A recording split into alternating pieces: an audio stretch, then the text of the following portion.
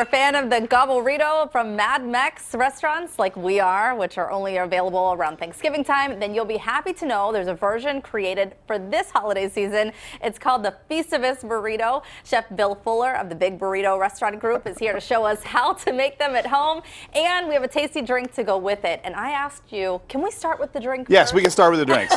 Because I can sip on that while you're building us an amazing Right, you burrito. can just well, then it's like having somebody over for dinner. They come over, you give them a drink, they drink the drink while you finish dinner. I love it. This is just like a holiday entertainment I'm 101. like in your kitchen, you're not in mine. No, See how that works? That works nice. All right, so over here, I have two drinks today. Okay. So here in front of you is an apple cider margarita. And that might sound kind of weird, right? Right. You think of margarita, you think tequila, Right. salt. Well, we have tequila in there. We have lime juice and orange juice and lemon juice and some apple cider and some apple butter. So we do a lot of sweet margaritas. Like you can get the Mad Mex margarita and add in raspberry puree or strawberry or whatever. And a few years ago, we started mixing in some apple cider, and the apple cider is a little too loose, so we stir in a tiny bit of apple butter.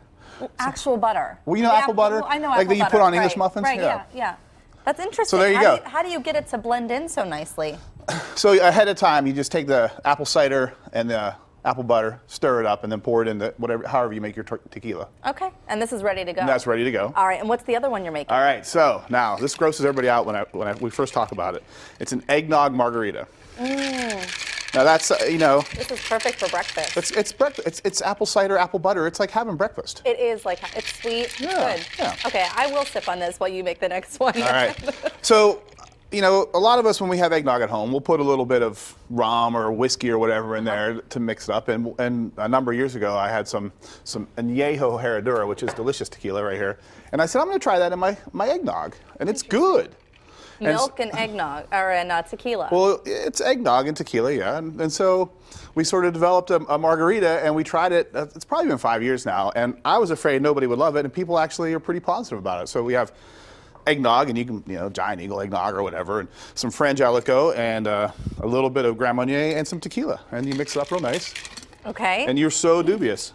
And you have two of these, so I guess one is for you. And one is for me? I thought we could do a little holiday toast. I love it. All right. And I made the mistake as we were coming to your segment earlier. I said Festivus on accident instead of Feastivus. Because I'm thinking of Seinfeld. Right, and this is kind of where the name came from for your burrito, but not really. All right, cheers. What are we toasting to? The holidays. Okay, holiday season. Wishing you a Merry Christmas. Merry Christmas, Happy New Year. Happy New Year. Happy Thanksgiving.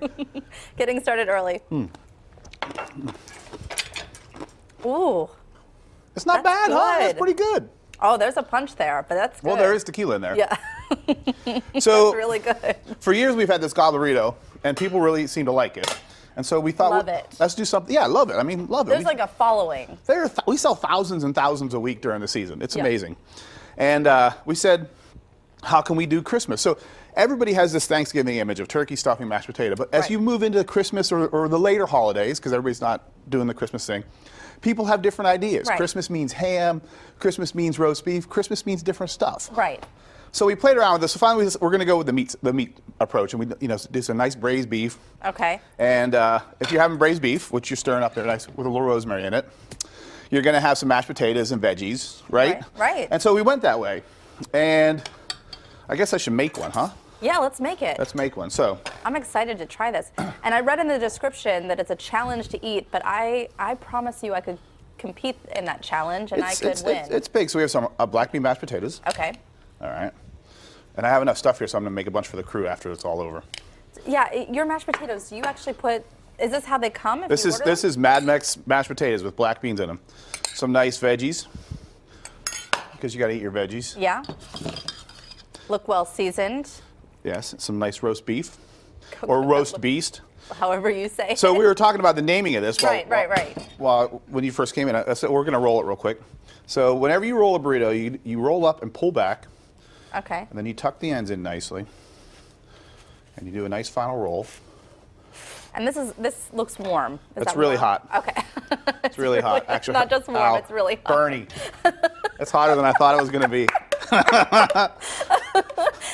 And some gravy. You know what I love about this too? Honestly, if you make a pot roast at home, this is kind of like the same thing. If you wanted to use your leftover. It's exactly the same thing. Yeah. And any kind of variation. And some roasted winter vegetables. So it's very healthy. There's